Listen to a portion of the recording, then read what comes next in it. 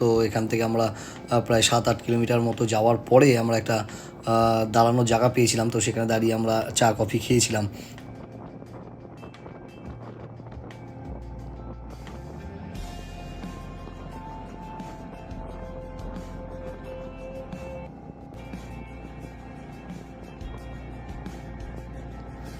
আমাদের সাথে যে এক দাদা গেছিলো, তো সেই দাদার কাছে রেনকোট কিছু নিয়েছিল না। সে ভেবেছিল যে কোনো অসুবিধা হবে না, বৃষ্টি বৃষ্টি নাও আসতে পারে, কেননা পুজোর সময় ওয়েদার। আর আমরা এখান থেকে দেখেই গেছিলাম যে স্বাভাবিক থাকবে, নর্মাল।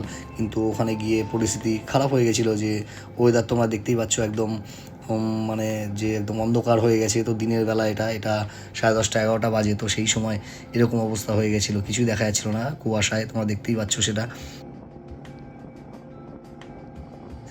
এখন যে ওয়েদারে আমরা রাইড করে চলেছি, এর থেকে বেশি খারাপ অবস্থার সম্মুখীন আমরা হয়েছি। তো এটা আমাদের কাছে